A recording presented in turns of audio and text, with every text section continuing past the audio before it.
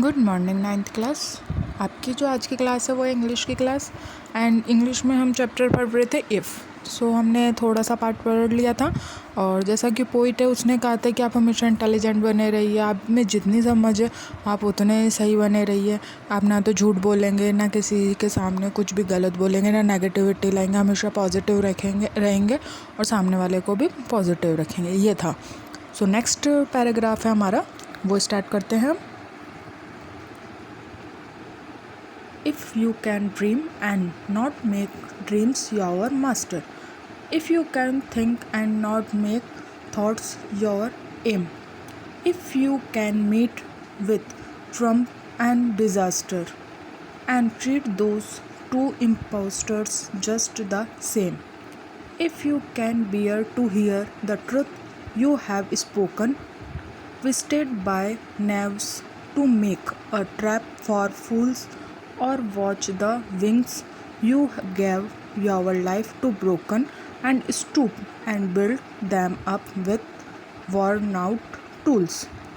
और इस पैराग्राफ में जो पोइट है वो ये कह रहा है, जो हमारे पोइट रुडयार्ड किपलिंग है वो कह रहे हैं कि आप जो ड्रीम देखते हैं, आप क्या करते हैं, ड्रीम तो देख लेते हैं बट वो जो ड्रीम में आपको दिखता है वो आप क्या अपने ड्रीम सोच लेते हैं काफ़ी ज़्यादा हाई फाई कि ऐसा बंगला होगा ऐसा, तो आप क्या उसके पीछे मत भागो।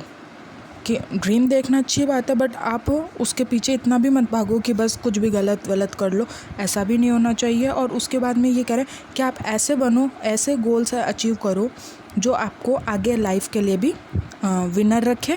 और आपको इस और उसके साथ में जो अपोजिट जो आपको सिचुएशन आ रही है, चाहे नेगेटिव हो चाहे पॉजिटिव हो, आपको उन दोनों के बीच में एडजस्ट करना पड़े तो वो भी आप में होनी चाहिए।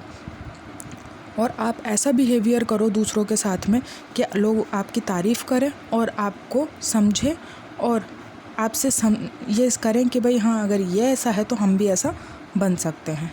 फिर कहते हैं जो कवि हैं वो कहते हैं कि आपको यह बात सुनकर सहन भी करना होगा कि जो लोग बेकार होते हैं, जैसे जो गलत होते हैं लोग बाग या जो भी है, तो वो क्या होता है, वो जो हमारा जो ट्रुथ होता है या सामने वाले का जो ट्रुथ होता है, जो सच होता है, उसको क्या होता है घुमा फिरा करके कहते हैं। तो सामने वाले को क्या उस पर यकीन नहीं होता जब वो लोग सुनते हैं तो हमारी बात।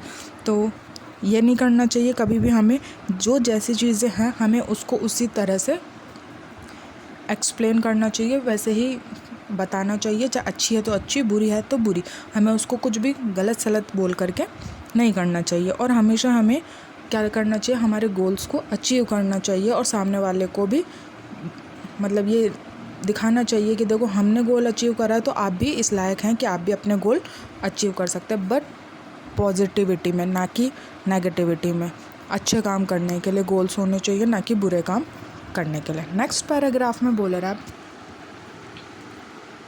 if you can make one heap of all your winnings and risk it on one turn of pitch and toss and lose and start again at your beginnings and never breathe a word about your lose, if you can force your heart and nerve and sinew to serve your turn long after they are gone, and so hold on when there is nothing in you, expect the will which says to them hold on।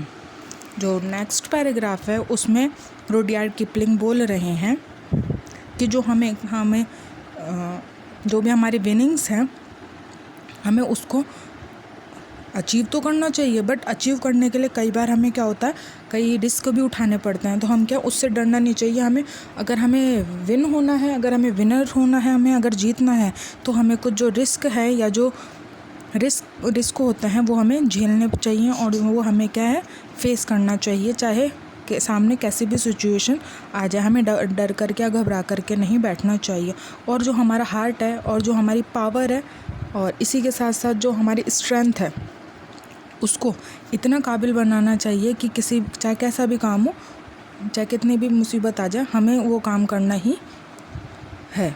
हम डर करके बैठे नहीं, चाहे वो कितना भी लंबा पीरियड में ही क्यों ना चल रहा हो। और इसी के साथ साथ हमें ऐसा बनना चाहिए, मतलब हमारे जो हार्ट है हमें ऐसा बनाना चाहिए, हमारा हार्ट है या हमें खुद को ऐसा बनाना चाहिए कि सामने वाला हमें देख करके क्या करे, वो भी हमारे जैसे ही अच्छे अच्छे काम करे और हमारी तरह ही खुद के गोल्स को अचीव करे।